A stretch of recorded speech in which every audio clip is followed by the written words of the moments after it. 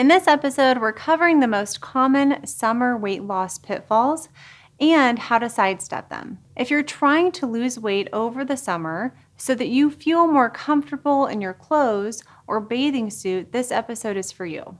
Anyone who has lost weight knows that structure is important. Having processes or systems is important. But during the summer, things tend to get a little bit more flexible. You might be going on vacation. You might be going to a friend's house. You might be hosting barbecues. Your environment changes, which means your plan also needs to change. If you don't change your plan over the summer, then you are risking regaining some of the weight that you worked so hard to lose. You're also not capitalizing on the opportunity to develop flexibility and problem-solving skills. Summer is a great time to identify new emotional eating cues that aren't around in the winter, spring, or fall.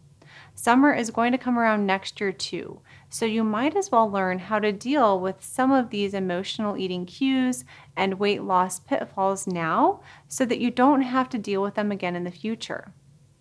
The first and second pitfalls are about overreacting to overeating. The first instance is failing to plan for parties.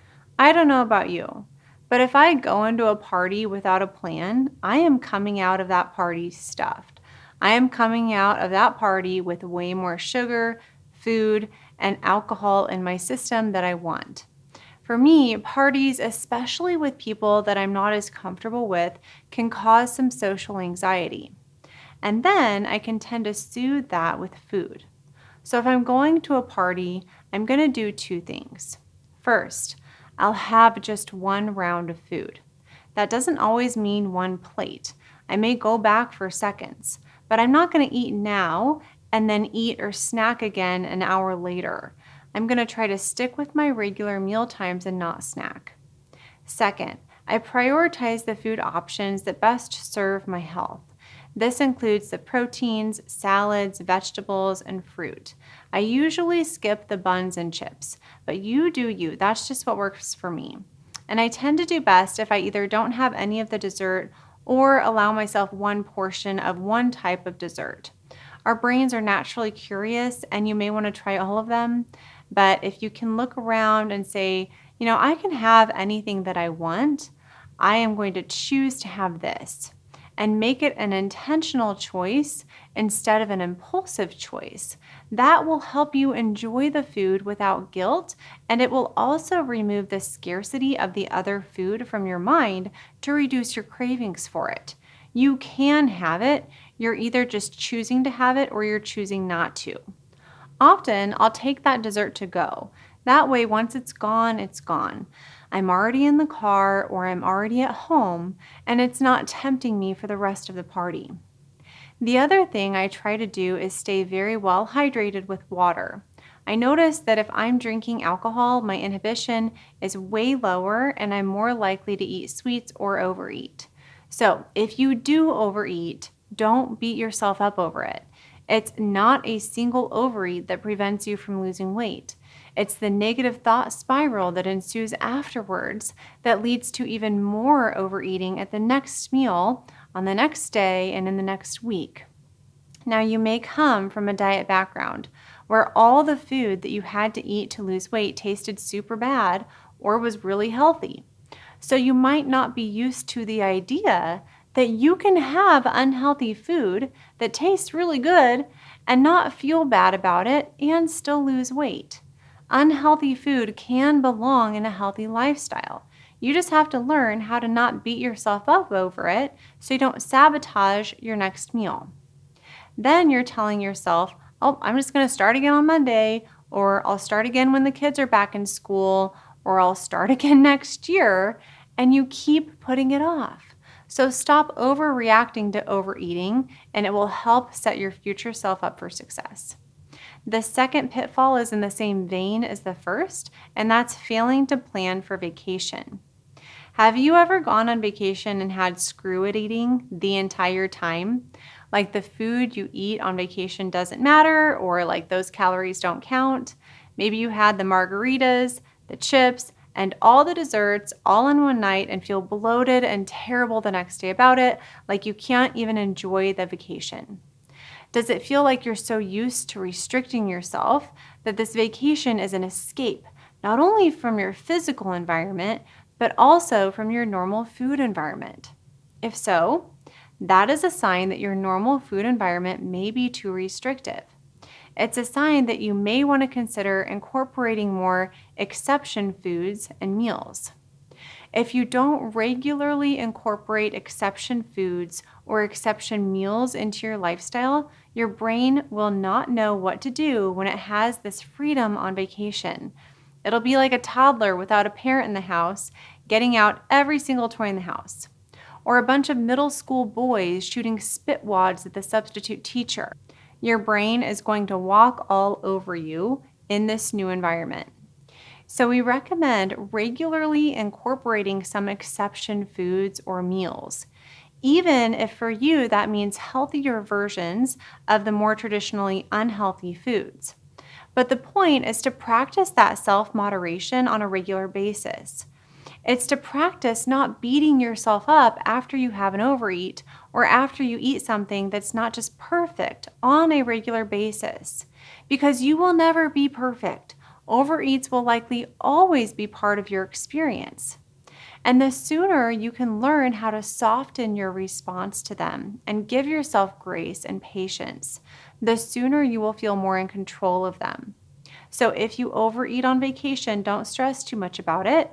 Just get right back on track the very next meal. If you're full and want to use intermittent fasting, do it. I use intermittent fasting all the time on vacation so that I can intentionally overeat and enjoy all the meal has to offer. Often, I'll just have 2 meals or one larger meal and a snack on vacation if I know that we're going to go somewhere awesome for dinner. Then, when I get home from vacation, I'm intentional to practice some form of intermittent fasting until I feel like my gut, hunger levels, and food cravings have balanced back out. The third pitfall is kids at home and altered schedules with the kids. Now, if you don't have kids at home anymore, this one might not be as applicable to you, but maybe you have grandkids visiting for a while. I know a lot of people have more responsibility in the summer. They're still trying to work, but now they have to figure out what to do with their kids and keep them entertained and safe and fed. It is possible to continue to eat healthy even if your kids are at home. During the summer, I really like to keep my meals simple and fast. That means a lot of smoothies, eggs, a lot of batch cooking of grilled chicken on the weekend for salads or lunch bowls, and then maybe some hard-boiled eggs. The simpler you can keep your meals, the more you can have them on repeat, the easier it is to execute that plan even if your kids are causing your schedule to be a bit off. We also tend to do a lot of fun things in the summer, like go to Mahoney State Park or go to the Omaha Zoo, and I never rely on food from those places. I always pack our food, and I always pack a lot of high protein snacks that can be combined into a meal, like beef sticks or dry roasted edamame or string cheese or yogurt or protein bars. Just a little bit of thinking ahead can really help you stay on track with your nutrition plan when you're out and about with the kids. The fourth pitfall to look out for is underhydration. If you're on the go, it can be easy to not drink enough water during the day. Underhydration has absolutely been associated with weight gain and increased food cravings. Something else that's important to remember are electrolytes. The hotter weather and the more you sweat, the more electrolytes are going to be sweating out of your body. So the more you might want to be considering supplementing in your water.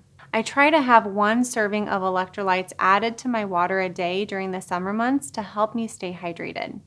I might have more than that if I'm doing something very active outside, like biking or running, or if I'm at the beach. If you're used to just taking 1 water bottle with you somewhere, consider getting a really big water bottle or bringing multiple water bottles so you don't run out. That way you're sure to stay hydrated and not rely on alcohol, sugary beverages, convenience store drinks, or the McDonald's Frappuccino to satisfy your dehydration. The fifth pitfall is one that I'm definitely guilty of in past years, and that's neglecting my strength training. Strength training should be the cornerstone of your workout program. Minute for minute, it may improve insulin sensitivity better than cardio. It's a lot easier for me to want to go to the gym when it's cold outside because it gives me somewhere warm to go, something to do. And I've been guilty in the past of letting my gym membership lapse over the summer and focusing more on cardio that I can do outside, like playing with my kids or going on a run or riding my bike or walking. But neglecting my strength training during the summer is something that I'm actively working against this year. One of my big goals, or rocks, for the summer is to continue strength training in some way, shape, or form 2 to 3 times a week. Now, our plan is to get some resistance exercise equipment at home so that when we live at the farm, the drive into town is not a barrier. And while equipment helps, you don't need fancy strength training equipment to get a great workout. Even if you have some bands or dumbbells, there are excellent YouTube videos or apps that you can find resistance training programs at home. And it doesn't have to take a lot of time either. You can even just do 10 minutes a day. So maybe arms one day and legs the next day and core is the next day, and then you just do that on repeat. But don't neglect your strength training over the summer months just because it's nice outside and you want to ride your bike or swim or walk or run instead of stay inside and do resistance training or go to the gym. Now, you can also incorporate strength training into your outside time. So often I'll do a strength workout in our driveway while the kids play. I'll do push-ups and planks and side planks and grab some dumbbells for lunges down and up the driveway, and then step-ups onto our planter. So take some time to make your plan on how you're going to continue strength training over the next few months. If there are other summer pitfalls you experience around weight loss, let me know in the comments on YouTube if you're watching here, or if you're listening to the podcast, you can send us a direct message on Instagram at Zivli. If you need help losing weight and getting healthy, check out our coaching options linked in the description. And be sure to watch or listen to this episode next about 8 things to stop doing to lose more weight. If you're watching on YouTube, you can also check out our full weight loss mindset tip episode playlist for more helpful tips. We'll also link to that playlist and podcast episode in the podcast description if you're listening. Thanks for tuning in today, and be sure to subscribe on YouTube or follow the podcast to show your support, and I'll talk with you again soon.